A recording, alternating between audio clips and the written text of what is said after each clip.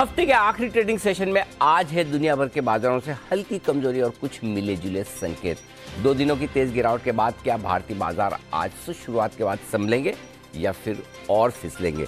लेंगे इस सवाल का जवाब। स्वागत है आप सबका शेयर बाजार लाइव में। नमस्कार, मैं हूं अनिल सिंघवी। नमस्कार, आपके साथ मैं हूं नेहा आनंद। और एक्शन एग्जैक्टली होगा कहां पर, कहां है कमाई के मौके, ये सब हम जानेंगे। और चलिए शुरुआत करते हैं शेयर बाजार लाइव की। Sir good morning. Good morning Neha, स्वागत है आपका। Thank you so much sir. Okay. Sir महत्वपूर्ण ट्रिगर्स आज के लिए? महत्वपूर्ण ट्रिगर तो सबसे बड़ा तो यही कि आप हैं शो में। ओके धन्यवाद। क्योंकि ये काफ़ी लोगों के लिए अनएक्सपेक्टेड कि दीप का है, तो आज दीप छुट्टी मना रहे हैं वीकेंड के पहले की। लेकिन हाँ, सबसे बढ़िया बात यह है कि आज जब आप शो कर रही तो किसी तरह के ट्रिगर्स ज़्यादा हैं नहीं, खबरों का भी अकाल है। तो देखते हैं क्या कुछ हम आज करेंगे। उससे पहले जो कुछ जितने ट्रिगर है आपको बता दिए जाए। अमेरिकी बाजारों में कमजोरी रही है, लगभग 350 अंक नीचे डाउ जाकर बंद हुआ है और नेस्डेक 155 अंक लुढ़का है। हालांकि डाउ फ्यूचर्स थोड़ी कोशिश कर रहे हैं रिकवरी की। 100 पॉइंट से ज़्यादा मजबूत हो चुके हैं हम। और आज आने वाले हैं अमेरिका में जॉब डेटा, जिन पर नजर है। देखते हैं किस तरह का वहाँ पर आंकड़ा देखने को मिलता है। डॉलर इंडेक्स वैसे देखेंगे तो बहुत ज़्यादा नहीं बढ़ा, लेकिन 105 के ऊपर निकला है। ये 4 हफ्तों की ऊंचाइयों पर है, यानी कि लगातार घटने के बाद पहला संकेत रिकवरी का वहाँ से आता हुआ दिख रहा है। और लगातार बढ़ने के बाद कमजोरी के संकेत या फिर प्रॉफिट बुकिंग के संकेत आपके लिए आते हुए दिख रहे हैं सोने चांदी में। 7 महीने की ऊंचाइयों से सोना फिसला, यूँ कह सकते कि लाइफ टाइम हाई के नज़दीक जाने के बाद यहाँ से थोड़ा कमज़ोर होता हुआ दिखा है। तो ये है आज के सारे संकेत जिनके दम पर हमें करनी है आज की पारी की शुरुआत। ओके। ओह, पारी से याद आया। हाँ सर। कल पारियां तो काफ़ी अच्छी देखने को मिली थी T20 में, लेकिन अल्टीमेटली थोड़ी हमारी वो नो बॉल डालने की जो प्रॉब्लम हुई है उस वजह से कल मैच हार गए। सिर्फ 2 6 की और ज़रूरत थी, काम हो जाता था। बट इंटरेस्टिंग मैच था। मतलब जो वन साइडेड हार सकते थे उससे बढ़िया इंटरेस्टिंग हो गया। और कुछ अच्छी बैटिंग दोनों ही तरफ से देखने को मिली और कुछ खराब बॉलिंग दोनों ही तरफ से देखने को मिली। मतलब मैं सोचा, हमने करीबन 6 नो बॉल डाली और उन 6 नो बॉल पर 31 रन बने, तो यानी कि करीबन 37 रन हमने फालतू के। बैलेंस्ड एंटरटेनमेंट या बैलेंस्ड डिसअपॉइंटमेंट? मजा तो आया। किरण जी को भेजा था हमने मैच देखने के लिए प्रतिनिधि के तौर पर। जब आज किरण जी आएंगे तो पता करेंगे, अपडेट उनसे लिया जाएगा इस मामले में कि क्या उनकी विशेष टिप्पणी रही है, ऑब्जर्वेशन रही है। लेकिन हाँ, शाम को अगर ऐसा दिन भर काम करने के बाद एक अच्छा सा मैच ऐसा देखने को मिले, काफी रिलैक्स हो जाता है। हाँ, मजा आता है। बिल्कुल बिल्कुल। लेकिन सर अमेरिकी बाजार रिलैक्स नहीं करने दे रहे हैं, उठापटक रही, बहुत पिटाई हुई। इसकी कमेंट्री कैसे समझे, क्योंकि वहां भी डेटा का अंबार लगा हुआ है। बिल्कुल। एक तो जो आए थे नॉन पेरोल डेटा बढ़िया है। आजकल समझ ही नहीं आता अच्छी चीज़ खराब है या खराब चीज़ अच्छी है। अमेरिका वालों का मूड अलग ही चलता है। ये अब दोधारी तलवार हो गया है। अब किस पे कैसे रिएक्ट करेगा मार्केट नहीं समझ। अब डेटा पे नहीं, मुझे उनके रिएक्शन पे ज्यादा डर लगता है। तो एक्चुअली क्या है कि जब फेड की मीटिंग के मिनट्स आए थे, तो सबको लगा कि मिनट्स में तो खराब ही लिखा है, तो भी बाजार चढ़ गए। हाँ। और चढ़ने का रीजन क्या है, ये तो पहले से पता था, यही तो बोला था फेड चेयरमैन ने। तो फिर अब वापस क्यों गिरना? चलो अच्छी बात है। अब जो डेटा है 1.5 लाख का जो जुड़ने का अनुमान था, आगे 2,35,000। और अच्छी बात है, नौकरियां बढ़ रही है आपकी। लेकिन उसी में डर है क्या? अरे नौकरियां तो बढ़ रही हैं, अब ऐसे ही बढ़ती रहेगी तो रेसेशन कैसे आएगा? रेसेशन आए तो तकलीफ, ना आए तो तकलीफ। तो कल अमेरिका इस वजह से गिर गया। बेसिकली है क्या कि अमेरिकी बाजार भी एक दिशा की तलाश में, 1-2 दिन घटते हैं, 1-2 दिन बढ़ते हैं। मतलब कोई बहुत खास मूड बना नहीं पा रहे हैं। जैसे दिसंबर में मार्केट को छोड़ के गए थे छुट्टियों के पहले, लगभग वापस आके भी वही हाल है। मतलब अभी तक वो कह रहे हैं कि वार्म अप मूड में ही है ना, बराबर से काम फुल फ्लेज करने के मूड में है नहीं। और उनके तो कौन सा बजट है 1 फरवरी को? हम बजट को लेकर एक्साइटेड है कि हमारे यहाँ कुछ होगा। तो अमेरिका में तो ऐसा कुछ खास है नहीं। उम्मीद करें कि आज रात को अमेरिका में थोड़ी सुस्ती टूटती हुई, ऐसे सुस्त भी नहीं कह सकते। रेंज तो 400-500 पॉइंट की रोज डाउन में है ही, ऐसा नहीं कि नहीं है। कल भी थी, परसों भी थी।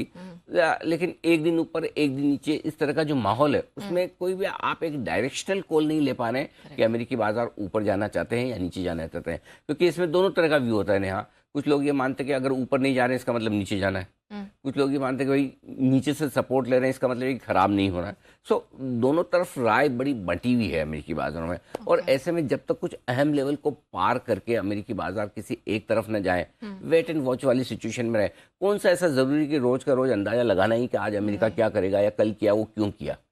तो अभी आपके सामने जो चीज़ें इंपॉर्टेंट है वो एक दो बता दूं। पहला, ग्लोबल मार्केट से डॉलर इंडेक्स 105 के ऊपर आया है, राइट। 4 हफ्तों के यानी कि महीने भर की ऊंचाई पर है। बहुत चिंता नहीं है, हमें पता है 114-15 आकर अगर 103-4 आया, 102-3 तक आया तो थोड़ा बढ़ेगा, वो थोड़ा बढ़ रहा है, ठीक है। बट अभी लेकिन हल्का सा आपको ये कहने की कोशिश करा, भाई मुझे भी देखो, भूल गए कि मैं डॉलर इंडेक्स हूँ, है ना, मैं बढ़ भी सकता हूँ। ऐसा मत सोच के चलिए कि लाइफ लॉन्ग मैंने जो टॉप बना दिया और उसके बाद वापस ऊपर नहीं जाऊंगा। ये सेम चीज आपको कच्चा तेल कह रहा है, बीच में बढ़ा तो एकदम ऐसा लगा कि कच्चा तेल तो आग लगाने की तैयारी में। कच्चा तेल भी 78-79 के आसपास है, तो ठीक है थोड़ा सा बढ़ा है, लेकिन कोई खास चिंता की बात नहीं। बॉन्ड यील्ड तो मुझे याद ही नहीं आता, पूरे हफ्ते भर में नाम ही नहीं लिया, अभी सामने आया बॉन्ड यील्ड तो पता चला कि 3.7 भी चल रहा है ना। ये सो बेसिकली एक एक करके आपके लिए ट्रिगर ही खत्म हो रहे हैं। ना आपका रिएक्शन कच्चे तेल पे है, ना आपका रिएक्शन बॉन्ड यील्ड पे है, ना आपका रिएक्शन डॉलर इंडेक्स पे है। सो मतलब आप किस चीज़ पर रिएक्ट करना चाहते हैं वही नहीं समझ आ रहा है। मतलब हर एक ट्रिगर आपके लिए नो ट्रिगर है। सो ऐसे में मुझे लगता है कि जो ट्रिगर अब आगे बन सकता है वो आज रात आने वाले जॉब डेटा है। नौकरियां कितनी लगती है, अब कम लगेगी और उससे बाजार बढ़ जाए, संभव है। खुश होकर के चलो नौकरियां कम आ रही है, ज़्यादा आ जाए घट जाए ये भी संभव है। या दूसरी तरफ मूड बना लेने ना, चलो सब कुछ करने के बाद भी नौकरियां नहीं घट रही तो मतलब महंगाई तो नीचे आ जाएगी लेकिन इकोनॉमी खराब नहीं होगी, चलो बढ़ जाते हैं। So you never know. Actually ये है ना, ये डायग्नोसिस वाला मार्केट नहीं है अमेरिका का, ये पोस्टमार्टम वाला मार्केट है। मतलब पहले आपको पता नहीं चलेगा बीमारी क्या है, बाद में पोस्टमार्टम से पता चलेगा कि मरा क्यों। तो वो प्रॉब्लम है। तो जब आप शाम को देखेंगे डाउ बंद होने के बाद कि डाउ ने रिएक्शन कैसे दिया इस पर्टिकुलर डेटा पे, उस हिसाब से आप कोरिलेट करेंगे। पहले उस डेटा पर क्या रिएक्शन देगा वो अंदाजा लगाना इस वक्त बहुत मुश्किल है, क्योंकि अमेरिकी बाजारों का बिहेवियर ही ऐसा हो रहा है। करेक्ट। तो वो किसी डेटा पर कैसा रिएक्ट करना चाहते हैं उसको लेकर मन अभी तक साफ बना नहीं है। और दोनों तरह के ट्रेडर्स या इन्वेस्टर्स, जो तेजी वाले भी है मंदी वाले भी है, दोनों तरफ के बड़े स्ट्रांग है। अब होता क्या है, आप अगर 30-32% नैस्डैक पे नीचे हैं, डाउ पर इतना नीचे है, तो यहाँ पर दोनों तरह के व्यू है। जिन लोगों को लगता है कि 2023 खराब है, रेसेशन आना है, तो उनको लेना नहीं, उनका व्यू खराब, किसी भी डेटा पर उनका व्यू खराब बनेगा। और जिनको लगता है 30-35% नीचे है यार और कितना घट जाएगा तो मैं SIP करूंगा या थोड़ा और लूंगा, करेक्ट, उन लोगों को लगता है कि हर खराब खबर पे लेना है। तो दोनों तरह के व्यू आपके लिए बड़े एक्सट्रीम आ रहे हैं और इसलिए ये डे वाइज वॉलेटिलिटी दिख रही है। तो हम थोड़ा सा समय बिताने देते हैं अमेरिकी बाजारों को। तो ये अभी मतलब ये वाला सिनेरियो भी रहेगा कुछ समय तक, मुझे नहीं पता कितने दिन रहेगा। राइट। हो सकता है आज खत्म हो जाए रात को डेटा देखकर, या हो सकता है अगले हफ्ते भी चले, कहना मुश्किल है। क्योंकि जब संकेत साफ हो तो पढ़ना, समझना, विश्लेषण करना, बताना आसान है। नहीं है तो नहीं है, जैसा है वैसे ही मैं बता रहा हूँ। जब क्लियर होता है तो मैं आपको क्लियर बोल देता हूँ, इस पे चलेगा, इस पे। एक ही चीज पे चलेगा हमारा मार्केट आज खुलने के बाद, अभी नहीं, डाउ फ्यूचर्स। जब 9:15 पे आप जब खुल रहे हैं, 9 बजे जब आप खुल रहे हैं, उस वक्त डाउ फ्यूचर्स कैसे हैं, वहां से अपना मूवमेंट कोरिलेट कर लेना है। सपोज अभी आपके डाउ फ्यूचर्स कितने 100 पॉइंट के ऊपर देखा है, करीबन 106, ठीक है। समझो 9:15 बजे आपके डाउ फ्यूचर्स 106 पॉइंट ऊपर है, ठीक है। अपने खुल गए, थोड़ी देर अपना जो करना है एडजस्टमेंट कर लिया, 15 मिनट आधा घंटा, उसके बाद डाउ फ्यूचर्स जैसे ऊपर जाए अपने ऊपर जाना है, जैसे नीचे आए अपने नीचे आए। जब हमें अब समझ ही नहीं आ रहा हमें क्या करना, तो हम दूसरे को देखकर डिसाइड करेंगे, चलेगा। तो अभी आजकल हमारा मूड डाउ फ्यूचर्स को देख कर डिसाइड करने का चलेगा सर। ठीक है, ठीक है सर, आपने ग्लोबल मार्केट तो समझा दिया, लेकिन हमारे मार्केट में ये जो 2 दिनों से सुस्ती है, गिरावट दिख रही है और हमारे व्यूअर्स मतलब यहाँ पर भी कुछ क्लैरिटी नहीं मिल रही, थोड़े परेशान हैं, तो जरा बताइए सर उनकी परेशानी थोड़ा दूर करिए, क्या किया इसको। एक तो सुस्ती मत बोलो, अगर इसको सुस्ती बोलोगे तो खराब किसको बोलोगे, मुझे तो डर उस बात का है। 2 दिनों से अच्छे खासे खराब होने की कोशिश हाँ, वो अच्छी बात है। लोगों को खाया पिया निकल गया 2 दिन में।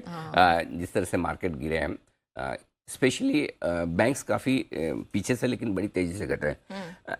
देखो नेहा, इसमें सिंपल सी चीज़ क्या है, इस तरह के मार्केट को ट्रेड करने का सिंपल तरीका एक ही है, 17,700 17,800 आपके लिए स्ट्रॉन्ग सपोर्ट जोन है, ठीक है। इस रेंज में मार्केट सपोर्ट लेगा, इसके नीचे आसानी से नहीं जाएगा। करेक्ट। 18,200 18,300 आपके लिए रुकावट की जगह है। इस 500-600 पॉइंट की रेंज में इनको टाइम पास करना है। हमेशा आप जब 17,700 800 के नज़दीक आएंगे तो ऐसा लगेगा ये तो गया, और मार्केट वहाँ से घूम के 18,200 300 की रेंज में आएगा तो ऐसा लगेगा वाह ये तो नया हाई बनाने की तैयारी में। लेकिन अभी तक ऐसा कोई ट्रिगर आ नहीं रहा जिसके दम पर आप ये सोचे। सो अपने सिंपल चीजें इस रेंज में आपको कैसे ट्रेड करना है, पहले तो बड़ी रेंज होगी 17,700 17,800 को सपोर्ट लेके चलना है। ठीक है। ठीक है, बड़ी कमजोरी 17,700 के नीचे जाने पर होगी। ठीक है। बड़ी तेजी 18,300 के पार निकलने पे होगी।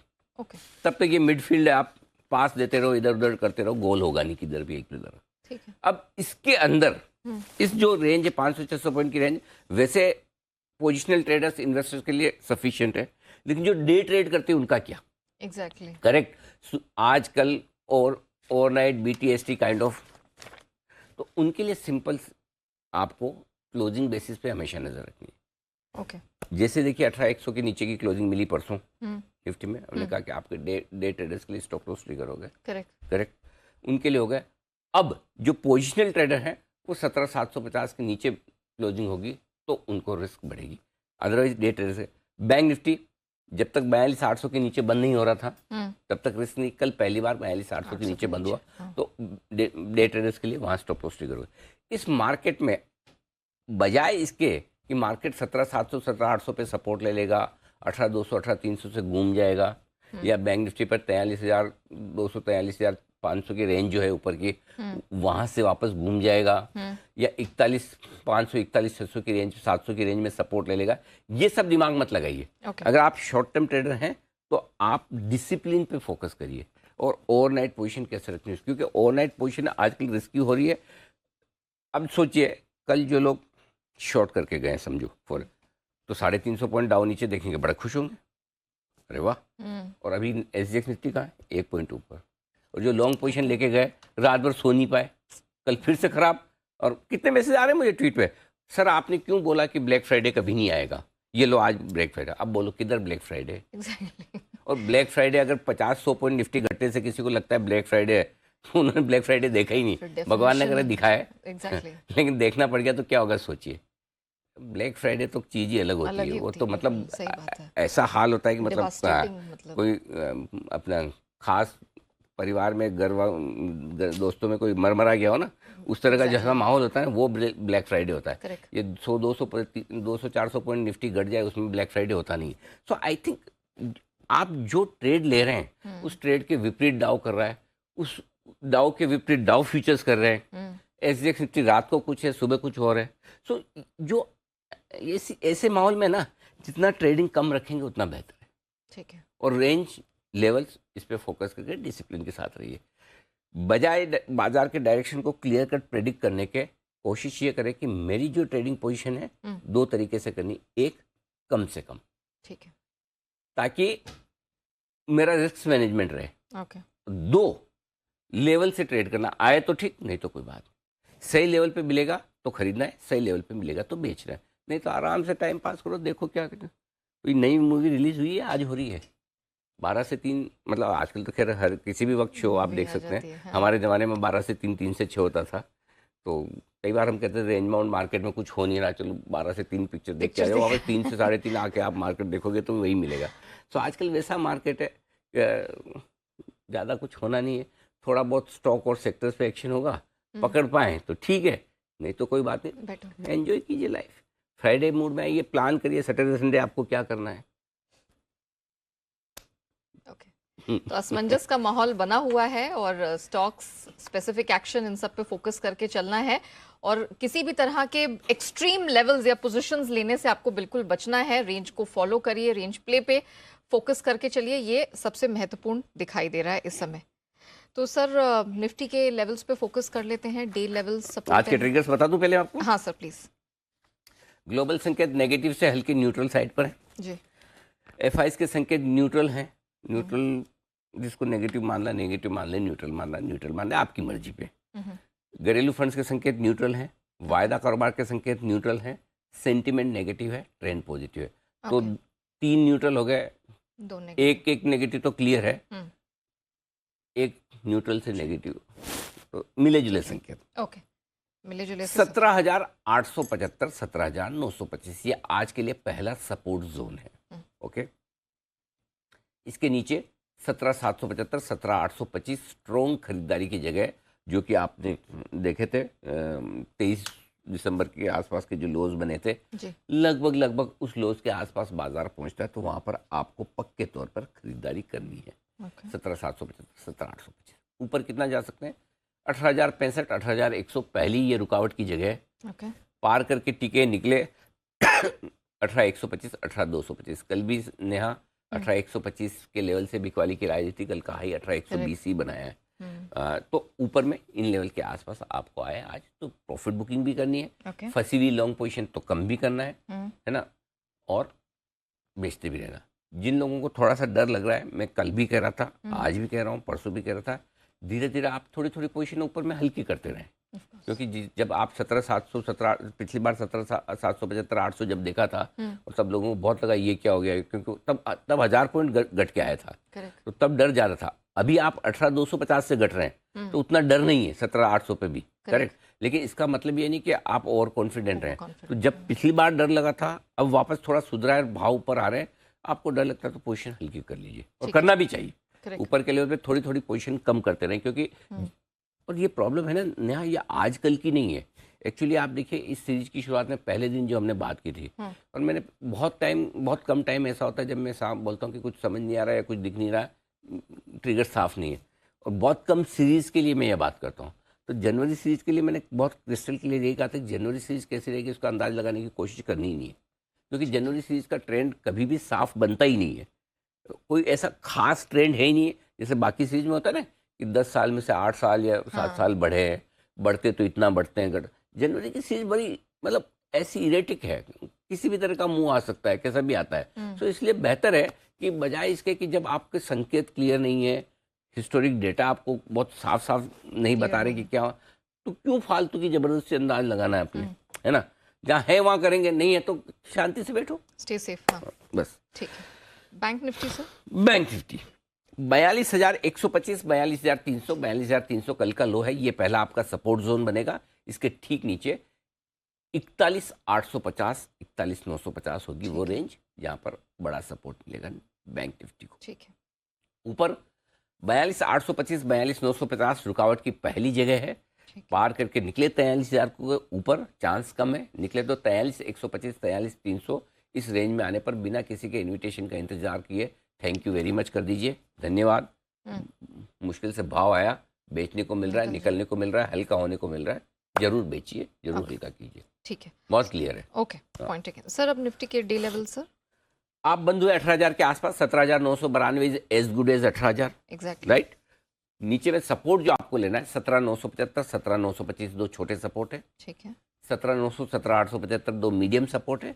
17,825, 17,775 फाइनल 6 सपोर्ट। ठीक है। ऊपर 18,065, 18,100 दो छोटे रुकावट के लेवल है। थोड़ा 18,025 भी गिनना चाहें तो गिन लें।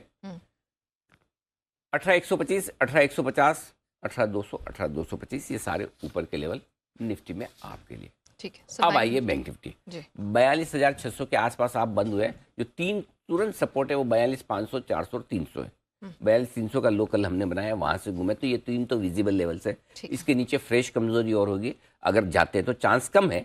42,225, 42,125 और 42,025 ये तीन आगे के लेवल।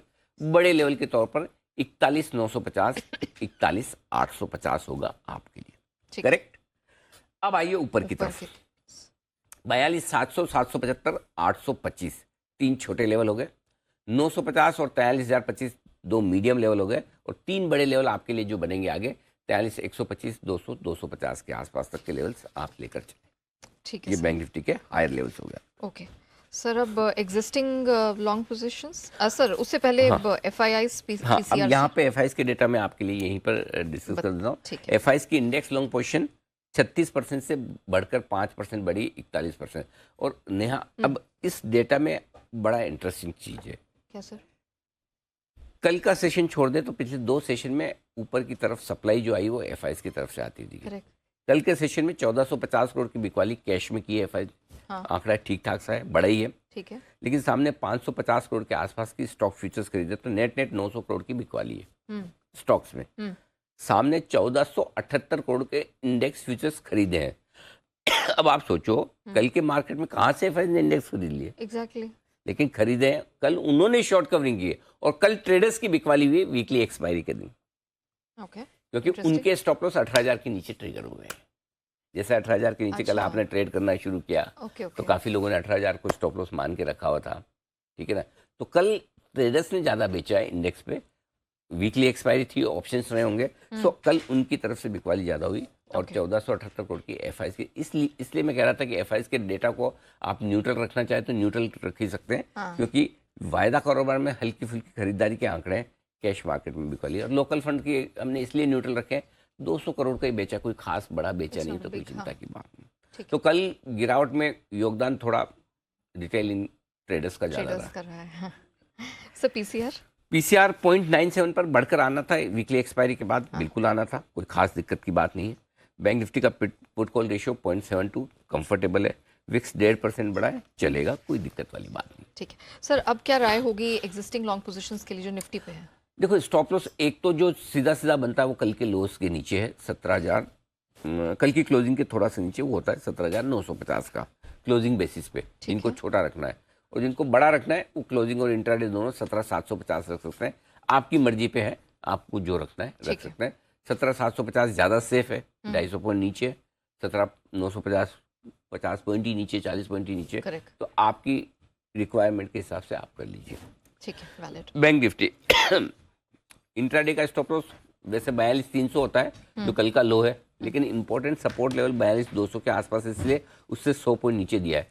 क्लोजिंग आपकी ऑलरेडी खराब हो गई कल, करेक्ट, 42,850 के नीचे, 800 के नीचे। तो अब अगर 100 पॉइंट और नीचे 42,500 के नीचे आज बंद होता है तो फिर से आपका स्टॉप लॉस ट्रिगर होगा। तो इसमें छेड़छाड़ नहीं करनी चाहिए, 42,500 ही रखना चाहिए। इंट्राडे में आपकी इच्छा है 42,500 रखो, 42,300 रखो, जो आपको ठीक लगे वो रख सकते हैं। ओके सर, जिनकी शॉर्ट पोजीशन है खड़ी, उनके लिए कैसे मौके आपको दिख रहे हैं सर, क्या करना चाहिए? कल के हाई पे स्टॉप लॉस रखिए इंट्राडे 18,120 का ही है, 18,125 पे स्टॉप लॉस रखिए, ज़्यादा लंबा रख के कोई फायदा है नहीं। ठीक है, 18,125 चलेगा, क्लियर है। अब क्लोजिंग बेसिस पे थोड़ा दूर है 18,250, आपको छोटा रखना है तो अलग बात है, अदरवाइज 18,250 रखना चाहिए। बैंक निफ्टी इंट्राडे का 43,000 रख लीजिए, और क्लोजिंग अगर आपको थोड़ा दूर का रखना है तो 43,200 का, 43,300 का क्लोजिंग स्टॉप लॉस अलग अलग आपके आ सकते हैं। तो इसमें आप चाहें अपनी पोजीशन के हिसाब से एडजस्ट कर सकते हैं, बट अदरवाइज 43,000, 43,200 आपका स्टॉप लॉस। ठीक है। अब सर सबसे महत्वपूर्ण सवाल, न्यू पोजीशंस। देखो बढ़िया जगह तो नेहा, आई डोंट नो आज आएगा कि नहीं आएगा, आए तो ये बहुत बढ़िया जगह खरीदने की, 17,775, 17,825 नोट करके रख लीजिए, जरूरी नहीं आए, नहीं आए कोई बात नहीं, आए तो यहाँ खरीद लेना। 17,700 का स्टॉप लॉस है, 17,900, 925, 975 3 छोटे लेवल है, 18,000, 18,025, 18,065, बाकी 3 मीडियम लेवल, बस इतने ही, ज़्यादा बड़े लेवल के लिए नहीं लेना, क्योंकि आप जिस जगह ले रहे हो वहाँ से बड़ी अपसाइड की उम्मीद करना भी गलत है। तो फिर शॉर्ट जो करना चाहते हैं 18,125, 18,225 की रेंज कल भी दी थी, आज भी सेम यही रेंज है, यहाँ पर बेचना 18,100 के आसपास से मूड बनाना शुरू करें, डाउ फ्यूचर्स वगैरह देखकर कि क्या करना चाहिए, वहाँ पर आप बेचिए। 18,275 का आपका स्टॉप लॉस होगा। टारगेट जो बनेंगे 18,065, 18,025 दो छोटे टारगेट, 17,975, 17,925 दो मीडियम टारगेट, 17,900, 17,825 तक के बड़े टारगेट के लिए करनी है बिकवाली। ये बढ़िया जगह, ये ट्रेड आए, मौका मिले तो जरूर लेना चाहिए।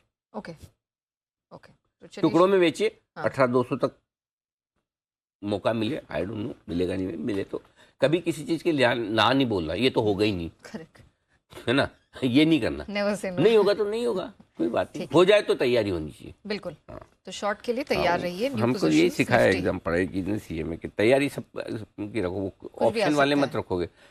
10 सवाल आएंगे, 10 में से 5 ही तो करने हैं, उसमें भी 20 चैप्टर, उसमें से 10 ही पढ़े, पता चला 20 में से 10 चैप्टर पढ़े और सोचे कि हाँ उसमें से 5 है, वो खाली 5 ही तो आते थे, उसमें ऑप्शन ही नहीं रहा कौन सा करूं कौन सा ना करूं, है ना, इसलिए ऑप्शन सब रखो, आ कुछ भी सकता है, कुछ भी सकता है, करेक्ट, तैयारी पूरी होनी चाहिए। सर नई पोजीशन बैंक निफ्टी 42,125, 42,300 की रेंज में एक चांस ले सकते हैं आप खरीदारी करने का। स्टॉप लॉस होगा 41,950 का, टारगेट जो बनेंगे 42,400, 500 और 625 3 छोटे टारगेट है, 700, 775 मीडियम टारगेट, 825 और 950 तक के बड़े टारगेट के लिए बैंक निफ्टी में करनी है खरीदारी। और सेल के मौके से जो बेचना है 42,950 से मूड बनाइए, 43,125 तक बेचिए 43,300 के स्टॉप लॉस के साथ, और 43,300 के जितना नजदीक बैंक निफ्टी वहां पर बेचना ही चाहिए। जितना मैंने बोला निफ्टी में भी आए ऊपर तो चांस लीजिए, बैंक निफ्टी में 100% आप ऊपर में चांस लीजिए बेचने का, ओके हाँ लेना ही चाहिए।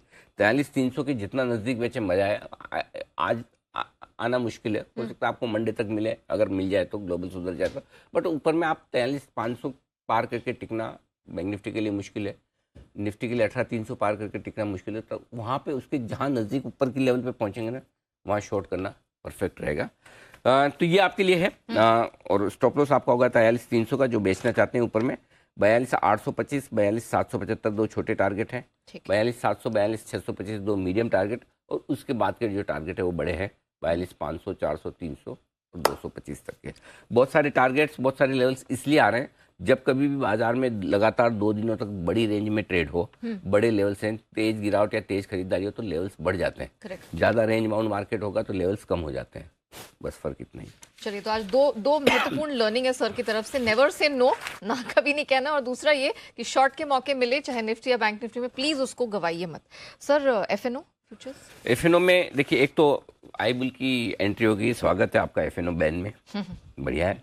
और दूसरा रहा डेटा के लिहाज से, तो वीकली सीरीज की शुरुआत हो रही है। नया कोई खास डेटा है नहीं, बहुत ही छोटे, एक ही लेवल इंपॉर्टेंट है 18,000, जहाँ बंद हुए 8 पॉइंट नीचे।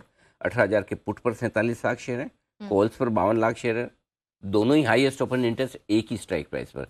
तो वही 18,000 के लेवल पे देखो, अब कन्फ्यूजन या कहते हैं कि अनिश्चितता वाली या दोनों तरफ के लोगों की स्ट्रॉन्ग कन्विक्शन वाली चीज डेटा में दिखती है। एक ही स्ट्राइक प्राइस पर हाईएस्ट ओपन इंटरेस्ट, और वो भी लगभग बराबर का, 47 लाख शेयर और 52 लाख शेयर में कोई फर्क नहीं था। हाँ, मतलब 18,000 पे दोनों तरह के लोग हैं, ये मानने वाले भी कि यहाँ से बढ़ेगा, ये मानने वाले भी घटेगा, तभी पुट और कॉल दोनों में बराबर पोजीशन, बैलेंस मान। बाकी बैंक निफ्टी का जहाँ तक सवाल है, 43,000 पर 23 लाख शेयर हैं कॉल्स में, यहाँ पे 43,000 के लेवल पे ही पुट और कॉल दोनों में हाईएस्ट ओपन इंटरेस्ट है।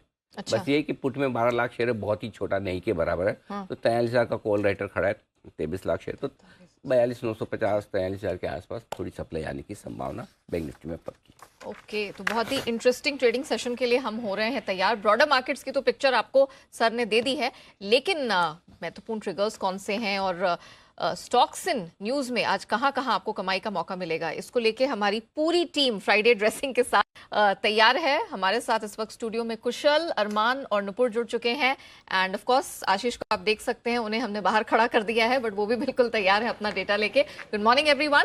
चलिए शुरुआत हम करते हैं कुशल के साथ। कुशल बताइए महत्वपूर्ण ट्रिगर्स आज के लिए।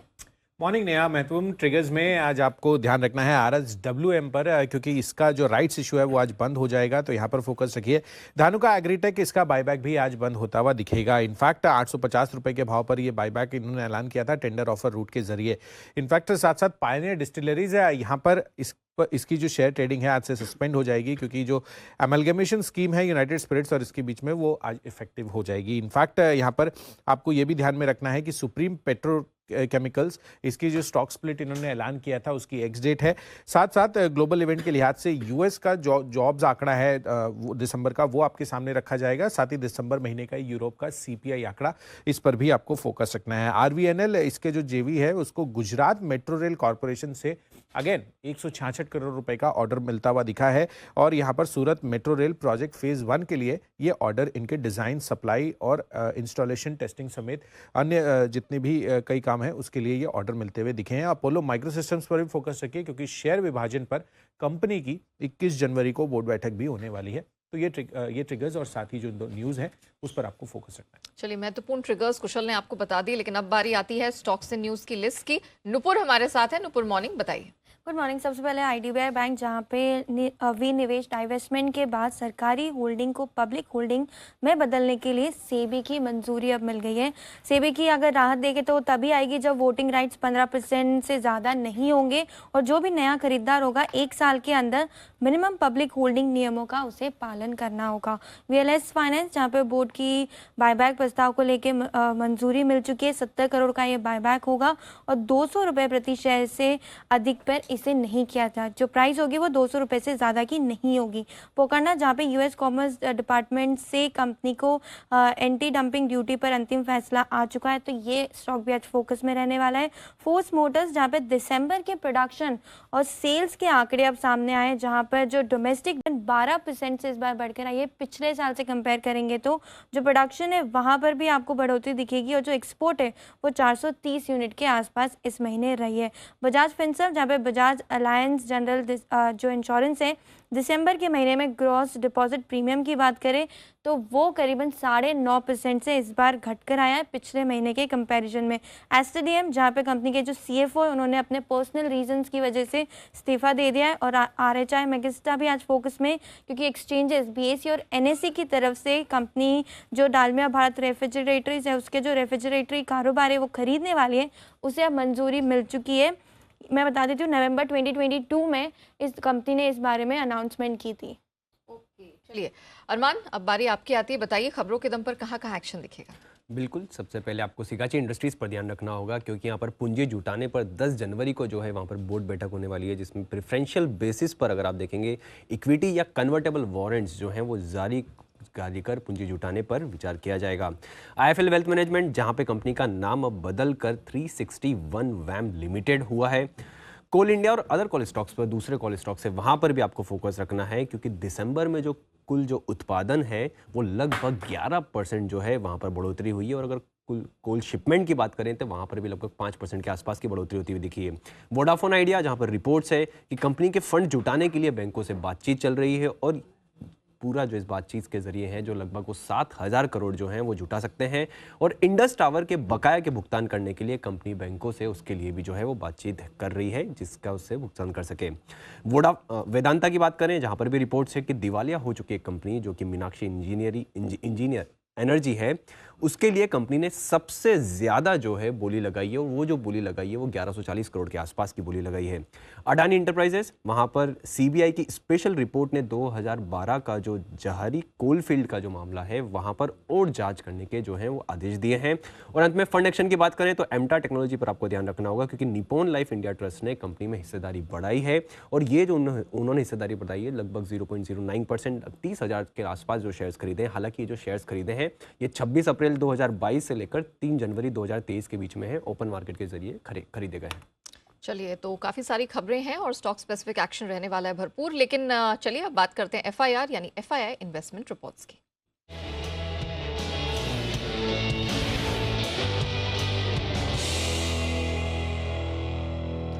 तो एफआईआई ब्रोकरेजेस की नज़र आज कहां पर है, पूरी डिटेल्स लेकर आशीष हमारे साथ बने हुए हैं। आशीष, मॉर्निंग। सबसे पहले तो बताइए कि टॉप रिपोर्ट्स कहां से आई है? Good morning Neha. देखिए, टॉप रिपोर्ट्स के साथ शुरुआत करता हूँ। रिलायंस इंडस्ट्रीज़ यहाँ पर आपको रखनी है नज़र, क्योंकि जेफरीज़ की तरफ से रिपोर्ट आई है जहाँ पर खरीदारी की राय को बरकरार रखा है। 3,100 रुपये के लक्ष्य लिए 2,514 की क्लोजिंग है। और साथ में ये कह रहे हैं कि ऑयल टू केमिकल सेगमेंट ऐसा है कि जहाँ पर डिमांड रिकवरी देखने को मिल रही है। 18% की एबिटा ग्रोथ यहाँ पर आगे जाकर देखने को मिल सकती है, जिसके चलते स्टॉक के ऊपर फोकस रहेंगे। इसके अलावा फोकस में रहेगा पूरा ऑटो पैक, क्योंकि ढेर सारी रिपोर्ट्स आई हैं गोल्डमैन सैक्स और जेपी मॉर्गन की तरफ से, जहाँ पर ऑटो स्टॉक्स में अधिकतर टारगेट प्राइस कट किए गए। एमएनएम पर देखिए गोल्डमैन सैक्स खरीदारी की राय को बरकरार रखे हुए हैं, लक्ष्य 1640 से घटाकर 1550 कर दिया है। हालांकि स्टॉक चल रहा है 1253 रुपये पर। बजाज ऑटो पर गोल्डमैन सैक्स ने खरीदारी की राय को बरकरार रखा है, लक्ष्य 4500 से घटाकर 4300 कर दिया है। हालांकि क्लोजिंग चल रही है 3600 के करीब की।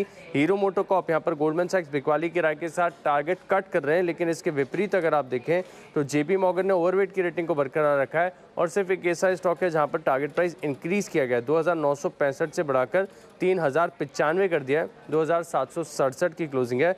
मारुति पर गोल्डमैन सैक्स खरीदारी की राय दे रहे हैं, लक्ष्य 11,250 से घटाकर 10,600 कर दिया है। टीवीएस मोटर्स गोल्डमैन सैक्स न्यूट्रल की रेटिंग दे रहे हैं, लक्ष्य 1,070 से घटाकर 1,030 कर दिया है। और मैक्वारी ने भी देखे तो आउट परफॉर्म की रेटिंग को बरकरार रखा है, 1260 के लक्ष्य। तो टॉप रिपोर्ट्स ऑटो स्पेस की कंपनियों के लिए अच्छी खासी आती हुई नजर आ रही। बताइए और कौन सी रिपोर्ट्स है जिस पर आपकी नजर है आशीष? ऑटो के बाद सीमेंट पैक पर भी नजर रखिएगा। गोल्डमैन सैक्स ने न्यूट्रल की रेटिंग दी अंबुजा सीमेंट्स पर, लेकिन जो लक्ष्य है वो थोड़ा सा एडजस्ट किया है, 425 से घटाकर 419 कर दिया है।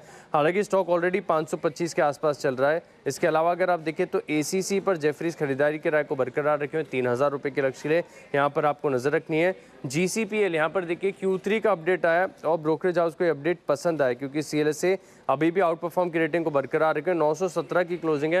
हालांकि लक्ष्य कोई ऊंचा नहीं है, 950 रुपये का लक्ष्य दे रहे हैं, और मान रहे हैं कि टफ जो मैक्रोज है इसके बाद भी अगर आप देखें तो जो अपडेट्स पेश किए हैं कंपनी ने वो अच्छे किए हैं। नोमिरा की तरफ से देखिए खरीदारी की रिपोर्ट आई है, 1,050 रुपये के लक्ष्य लिए मैक्वारी आउट परफॉर्म की रेटिंग दे रहे हैं, 1,020 रुपये का लक्ष्य दिया है। और अंत में आईसीआईसीआई बैंक, यहाँ पर जेफरीज ने खरीदारी की राय को बरकरार रखा है, करीब 880 रुपये की क्लोजिंग है, 1150 रुपये का लक्ष्य दिया है।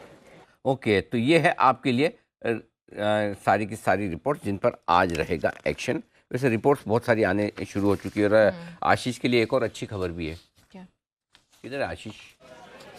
आशीष, एक स्टॉक आपके एफएनओ बैन में आ चुका है, इंडिया बुल्स हाउसिंग। इंडिया तो बुल्स आज हाउसिंग। Yes sir. आज आपके पास क्लोजिंग शो में स्टूडियो में आने का एक मौका है। कुछ बदलाव हो ना हो, आप चाहें तो तशरीफ ला सकते हैं। अपडेट तो देना पड़ेगा सर। बिल्कुल, होना जाना कुछ नहीं, वैसे बाहर निकलेगा नहीं, आज ही आया है तो, और नया कोई आएगा कि नहीं आएगा वो आशीष बताएंगे आपको दोपहर में बैन से बेनिफिट। लेकिन आइए तब तक बेनिफिट लिया जाए हमारे सभी एक्सपर्ट्स की राय का, सलाह का, एडवाइस का। तैयार है सबके सब, वक्त है पिक ऑफ द डे का।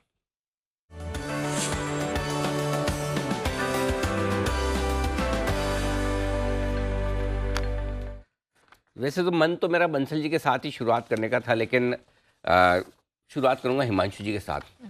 वो बागवान में अमिताभ बच्चन थे ना, वो मतलब उस समय तो वो बुजुर्ग हो गए थे, अगर वो जवान रहे होते तो इसी तरह के दिखते थे वो। तो बिल्कुल वैसे ही वो सूट वूट पहन के, और मतलब ट्रैकिंग सूट के साथ।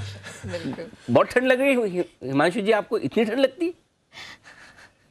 दिल्ली आप आइए, दिल्ली आपको पता चल जाएगा। ओके, हम मुझे कुछ लोगों ने अभी ट्वीट भी किया कि आप तो ऐसे टी शर्ट में बैठे हैं, हमारी हालत ख़राब हो रही है। भाई पहली चीज़ तो मुंबई में ठंड होती नहीं है, करेक्ट। और दूसरी ये कि हो भी तो भी स्टूडियो में तो हो नहीं सक रही, एयर कंडीशनिंग होती। तो बट वैसे मुंबई में तो अभी तक ऐसा स्वेटर पहनने जैसा तो माहौल बना ही नहीं। हाँ। लेकिन दिल्ली की ठंडी की इतने मीम्स बन रहे हैं ना, वो कंबलें दिखा रहे हैं, 20-20 कंबलें लेके लोग ऐसा सो रहे हैं। बहुत सारी मीम्स अब फॉरवर्ड हो रहे हैं व्हाट्सएप पे, बहुत इंटरेस्टिंग है। So I completely sympathise with Himanshu ji. ठंडी लग रही है तो आई एम श्योर। हाँ देखो, कुणाल जी भी, बंसल जी का भी बस चले तो अभी तक गले तक पहना है, नाक और मुंह ऊपर तक पहन ले, कोई बड़ी बात नहीं है। बंसल जी ऊपर तक जाता है ये? सुप्रभात अनिल जी, सुप्रभात नेहा। अनिल जी पहले तो मैं एक चीज बोलूंगा, वो सब बताता हूँ। अनिल जी आज सुबह नेहा जी ने मुझे काफी बिजी कर दिया। अच्छा। और मैं अनिल जी बस नेहा मैडम की आवाज ही सुन रहा था, मतलब कि जब मैं अनिल जी टीवी ऑन करा तो नेहा जी की आवाज सुनाई दी। अब अनिल जी दिमाग दौड़ने लगा कि गायब कौन हुआ है। दिमाग हुआ है कि हमारे गुरुजी गायब हैं, गुरुजी गायब हैं, तो मां निफ्टी की लग गई अनिल जी। तो अनिल जी इतने गौर से तो मैंने कभी मतलब कि ना सुना नहीं। और अनिल जी आज क्या हो रहा है, वो नया सवाल पूछ रही है, वो टॉस हो रहा है, कभी आशीष आ रहा है, कभी कोई बोल रहा है। हाँ। स्क्रीन पे कुछ दिखाई नहीं दे रहा था अनिल जी। तो जैसे ही आपकी मैंने ये सिग्नेचर वाली टी शर्ट दी तो राहत की सांस ली। और दूसरा मैं हिमांशु को बता दूं अनिल जी, उम्र में वो थोड़े कम है हमसे। देखिए हिमांशु जी, आप ना दिल्ली के अंदर देखें, जो लोग लॉस एंजलिस, शिकागो, यूएस वगैरह से आते हैं ना, और कनाडा से आते हैं, वो ऐसे ही हाफ टी शर्ट में, जिम वाली टी शर्ट में बाहर घूम रहे होते हैं। और बॉम्बे के भी कुछ लोग हैं इस तरीके से, उनमें से एक अनिल जी की गिनती आती है।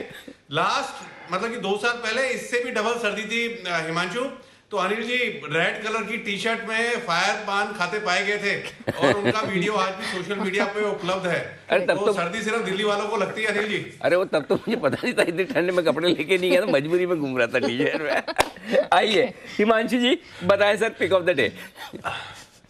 जी Anil ji, good morning Anil ji, good morning Neha, good morning everyone.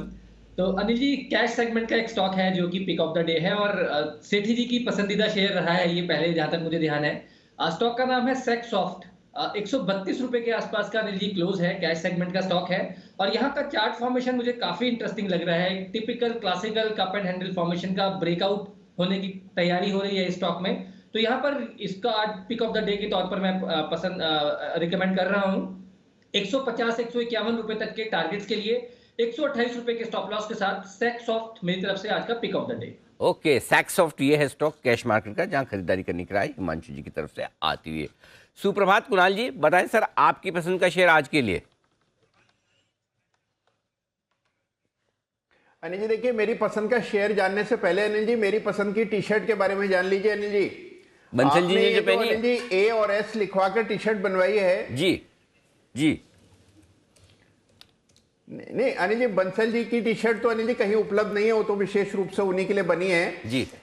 लेकिन अनिल जी, जो ये आपने ए और एस वाली छपी हुई टी शर्ट बनवाई, अनिल जी आपके मन में विचार नहीं आया कि एक के एस बनवा लूं और एक आर के भी बनवा लूं लगे हाथों? एक्चुअली मुझे तो पता भी नहीं था और जब पहनी और किसी ने बताया तो मुझे पता चला, मैं तो ऐसे लेके आया क्योंकि ये है ना, ऐसा ऐसा देखते हो तो ये जब मैं खरीद रहा था तो यहाँ पे ऐसे पढ़ के पता नहीं चलता। हाँ, तो ये तो है ना, उल्टा देखने पर ही ऐसा दिख रहा है, सीधा देखने मैंने तो सीधा देख के ही लिया था लेकिन अगर ऐसा कुछ हो सकता है तो मैं RK मतलब जो जिसकी फरमाइश हो, सिद्धार्थ जी की SS सबकी, मैं A to Z वाली सब बनवा देता हूँ, जिसको जो चाहिए। आप अपनी size, colour, design, initials please भिजवा दें जी कुणाल जी बताएं सर। जी अनिल जी, बिल्कुल अनिल जी, अभी सारी बड़ी फहरिस्त आ जाएगी आपके पास। बस अनिल जी इनिशियल्स तक ही रखिएगा, इनिशियल अमाउंट मत मांग लीजिएगा तो अनिल जी बिल्कुल सबकी लिस्ट आएगी आपके पास। नहीं चिंता ना करें, बहुत ही सस्ती वाली, कोई ज़्यादा पैसे नहीं है, बहुत मतलब इसीलिए मैंने ऑफर किया। बहुत महंगी होती तो मैं बोलता भी नहीं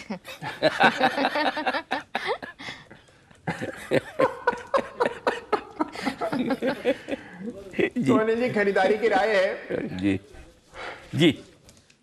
और अनिल जी खरीदना है ITC को। मुझे लगता है कि अनिल जी बाजार में जिस तरह की आपाधापी चल रही है, एक स्टेबल स्टेयर के साथ जाना चाहिए। ITC में मुझे लगता है एक डबल बॉटम पैटर्न निर्माणाधीन है, तो मौजूदा स्तरों पर बाय करके चलें। 330 रुपए पर फ्यूचर्स में स्टॉप लॉस रख लें। 340 345 के टारगेट के लिए ITC में खरीदारी करनी। ओके, तो ITC है वो स्टॉक जहां पर खरीदारी करने की राय है आपके लिए। कल भी स्टॉक मजबूती के साथ बंद हुआ है। ऐसा लगता है कि जब जब भी मार्केट को तकलीफ आए, ITC कोशिश तो करता है अपनी तरफ से सपोर्ट देने की। आज भी सपोर्ट मिलता है या नहीं, ये देखना होगा। सचिन जी सुप्रभात, बताएं sir pick of the day. Good morning Anil ji, good morning Neha. Anil ji, यहाँ पर डाबर में एक low top low bottom sequence चल रही थी पिछले 3 हफ्तों से। मुझे लग रहा है कहीं जाकर ये थम चुकी है। अपने 200 डे एक्सपोनेंशियल मूविंग एवरेज यानी 560 के आसपास इसने ट्रिपल बॉटम फॉर्मेशन का कंफर्मेशन दे दिया है।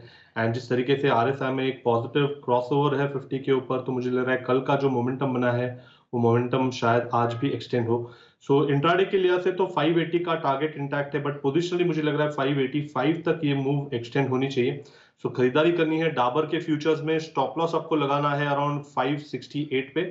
इंट्राडे का टारगेट होगा 580 का एंड पोजिशनल टारगेट होगा 585 का। ओके, 572-73 के आसपास है डाबर और यहाँ पर खरीदारी करनी है 580 और 585 के टारगेट के लिए। बंसल जी सुप्रभात, बताएं सर कुछ स्टॉक देने का मन है या बाजार खुलने के बाद ही?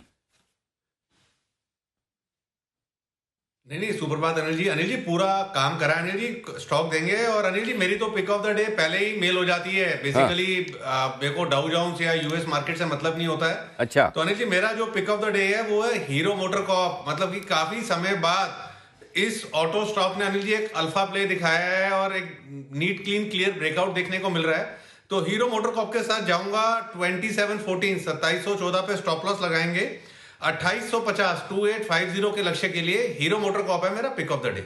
ओके, हीरो मोटर कॉर्प ये है आपके लिए स्टॉक। खरीदारी करने की राय आती हुई आपके लिए बंसल जी की तरफ से। सिद्धार्थ जी सुप्रभात, बताएं सर आपकी पसंद का शेयर।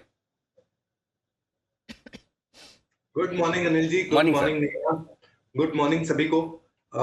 ये जो पिक ऑफ द डे है वो मेरा फेवरेट डेस्टिनेशन से लाया हूँ।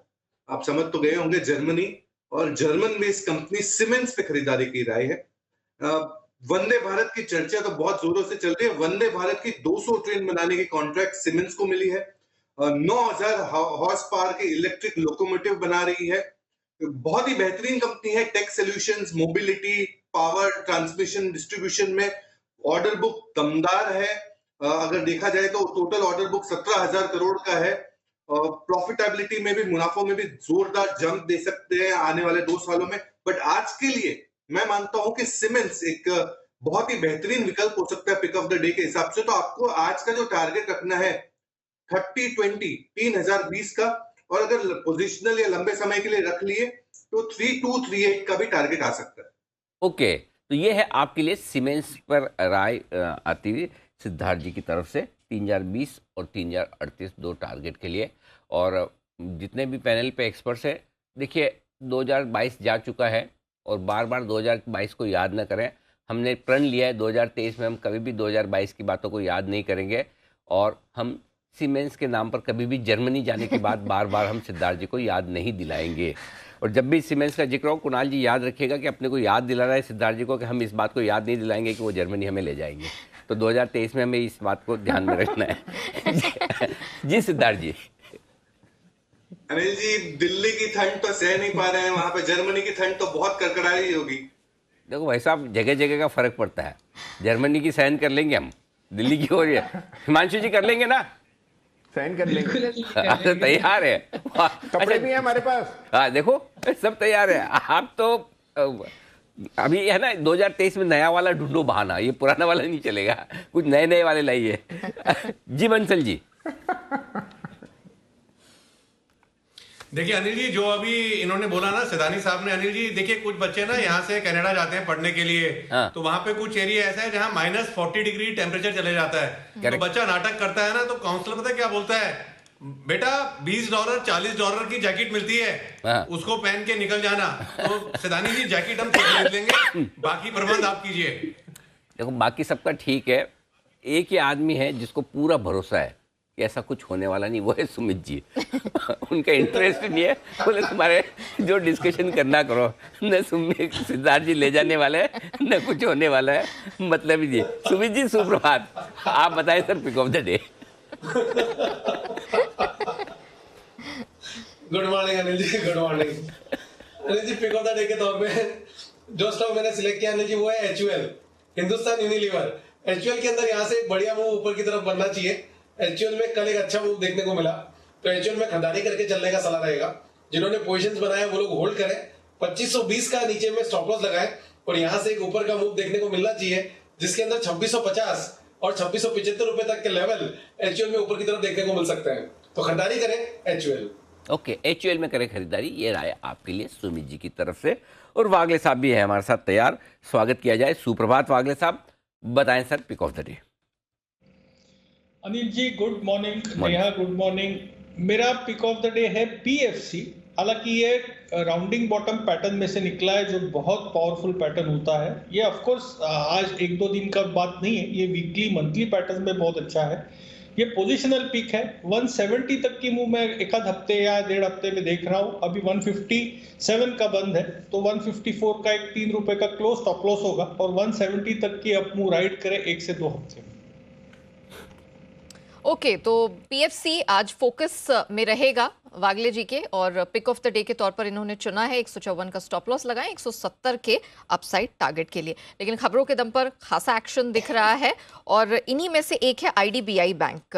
विनिवेश के बाद सरकारी होल्डिंग को पब्लिक होल्डिंग में बदलने के लिए सेबी से मंजूरी मिल गई है।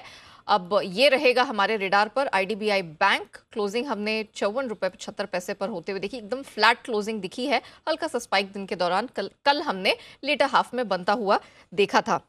बंसल सर, IDBI बैंक क्या फोकस है, इस पे क्या किया जाए? नया पहली चीज तो ये है कि इसको क्लियरली होल्ड करना चाहिए, और टेक्निकली काफी अच्छा इसका पैटर्न है। करेक्शंस पे यहाँ पे खरीदारी की राय होगी। मैंने और कुणाल जी ने इसको निचले स्तरों से रिकमेंड करा हुआ है, और मार्केट की वीकनेस में नया अगर ये 50-51 के अराउंड मिल जाए तो बेहतरीन स्तर है। और जिस तरीके का यहाँ पे टेक्निकल स्ट्रक्चर है नया, मुझे लगता है ये स्टॉक गोइंग एट 100 के लेवल्स भी क्रॉस करेगा। मैंने और कुणाल जी ने यहाँ पर 77 से लेकर 85 के टारगेट दिए हुए हैं, बट जिस तरीके से नीचे से रिवर्सल देखने को मिल रहा है, ये स्टॉक 100 रुपीज के लेवल्स क्रॉस करके 3 डिजिट में जाने की तैयारी कर रहा है। ओके, ट्रिपल डिजिट में जाने की तैयारी है। अगर आपने पोजीशन ले रखी है तो बिल्कुल होल्ड करके चलने की सलाह है बंसल सर की तरफ से। कुणाल सर, RVNL जरा देखेंगे, यहाँ पर भी खबरों के दम पर हमें उम्मीद है कि कुछ एक्शन दिखेगा। जेवी को गुजरात मेट्रो रेल कॉरपोरेशन से 166 करोड़ का LOA मिला है। तो वैसे तो कल हमने देखा 2% की कमजोरी लेकर बंद हुआ है। अब यहाँ से कोई रणनीति अपनानी हो तो चार्ट्स में आपको किस तरह की स्ट्रैटेजी दिखाई दे रही है? देखिए, तूफानी तेजी इसमें देखने को मिली है नेहा, और उसके बाद स्टॉक कुछ सुस्ता रहा है। मुझे लगता है कंसोलिडेशन चल रहा है, जिसमें 75 रुपए से 65 रुपए के बीच में स्टॉक कुछ समय बिता रहा है। 75 के ऊपर जैसे ही स्टॉक दोबारा से ब्रेकआउट देगा तो इसमें एक रिन्यूड एक्शन देखने को मिलेगा, और मुझे लगता है कि अंत में ये स्टॉक आपको 3 डिजिट्स में भी ट्रेड करता हुआ दिखेगा। तो मैं बुलिश हूं स्टॉक को लेकर। मेरी राय में गिरावट में खरीदें तो बेहतर रहेगा। तो अगर ये मान लीजिए 66-67 के आसपास मिले तो उन स्तरों पर खरीदारी की राय।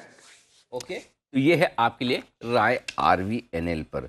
कुछ इंटरेस्टिंग रिपोर्ट्स आई है, उन पर भी फोकस किया जाए और राय ली जाए। ICICI बैंक सचिन जी जरा इसके चार्ट्स देखिए, राय दीजिए। जेफरीज की रिपोर्ट है, 1150 के टारगेट है, स्टॉक में हल्का करेक्शन आया है बाजार की गिरावट के साथ। अगर रिकवरी आई तो क्या बैंक निफ्टी को ये लीड कर सकता है? अनिल जी, इनफैक्ट कल के सत्र में जिस तरीके से डेटा था 900 के आसपास, एक काफी इंपॉर्टेंट सपोर्ट इसने मेंटेन किया था पिछले हफ्ते।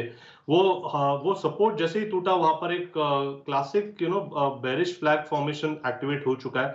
सो इमीडिएट बेसिस पे तो मुझे लग रहा है यहाँ पर तेजी तो नजर नहीं आ रही। इनफैक्ट 900 910 के आसपास काफी फर्म रेजिस्टेंस है। ऑन द कॉन्ट्ररी मुझे लग रहा है एक मूव अभी भी पेंडिंग है अराउंड 845 840 इस पर्टिकुलर जोन के लिए, जहां पर इसके 200 day exponential moving average placed है। तो फिलहाल इमीडिएट बेसिस पे तो मुझे लग रहा है थोड़ा सा और ड्रैग करना चाहिए, बट एक डिपेंडेबल लेवल हो सकता है अराउंड 840 का, जहां पर ये पर्टिकुलर व्यू कंसीडर किया जा सकता है on the bullish side. But as of now 910 का हर्डल काफी इंपॉर्टेंट है एंड मुझे नहीं लगता कि इसके ऊपर की चाल इमीडिएट बेसिस पे बन सकती है। ओके, इसी बीच हमने देखा आज जितने भी एफआईआई ब्रोकरेजेस हैं उनका ऑटो स्पेस में खासा फोकस बनता हुआ दिखा, और हीरो मोटो इसमें भी आज ब्रोकरेजेस की तरफ से रिकमेंडेशंस आई है। सेठानी सर, हीरो मोटो अब व्यू यहां से कैसा बन रहा है? देखिए, टू व्हीलर स्पेस में नेहा वॉल्यूम्स नहीं बन पा रहे हैं, same with Hero Moto and Bajaj. मैं ये पूरे ही सेगमेंट में बहुत सिलेक्टिव हूं। अगर देखा जाए तो वॉल्यूम्स के लिहाज से मैं हीरो मोटो के साथ नहीं जाना चाहूंगा। मैं मानता हूं कि टीवीएस मोटर्स ज्यादा बेहतरीन प्रदर्शन कर सकता है आने वाले समय में। सबसे बड़ा कारण है इसका इलेक्ट्रिक व्हीकल जो iQube है, इसमें बहुत ज्यादा ट्रैक्शन है। 25,000 व्हीकल की बुकिंग तो पहले दूसरी तिमाही में हो गई और ये क्वार्टर में होगी। तो टीवीएस मोटर पे मेरी राय रहेगी रादर देन हीरो मोटो। टीवीएस मोटर्स पसंद है सेडानी जी को, हीरो मोटो अभी उस पर कोई व्यू नहीं ले रहे हैं। एक क्विक चेक हिमांशु जी से लेंगे। अपोलो माइक्रो सिस्टम्स 21 जनवरी को बोर्ड बैठक में शेयर विभाजन पर विचार होना है। अपोलो माइक्रो सिस्टम्स, हिमांशु जी आपको कैसा लग रहा है? नेहा देखिए, चार्ट्स पैटर्न तो पॉजिटिव है, लेकिन अगर मैं पिछला 5 से 7 दिनों का प्राइस एक्शन देखता हूं तो लगातार स्टॉक शायद अपर सर्किट टू सर्किट ही डील कर रहा है। तो रिस्क रिवॉर्ड यहां पर फ्रेश एंट्री के लिए उतना फेवरेबल नहीं है। इंटरमीडिएट टर्म ट्रेंड पॉजिटिव है। अगर कोई गिरावट मिलती है 300-310 रुपए के आसपास तो वहां पर एक फ्रेश एंट्री की जा सकती है, और 280-285 रुपए के नीचे का स्टॉप लॉस मेंटेन किया जा सकता है। जिनके पास ऑलरेडी तेजी की पोजीशन है, यहाँ पर बिल्कुल होल्ड करें। 300 रुपए के स्टॉप लॉस को ट्रेल करें, और अपसाइड में मेरा ऐसा मानना है कि स्टॉक 360 से 380 रुपए तक का मूव इसी लेग ऑफ अपसाइड में दिखाने का पोटेंशियल रखता है। ओके, तो ये है आपके लिए अपोलो माइक्रो सिस्टम, जहां पर खबरें आ जाती हुई दिख रही है।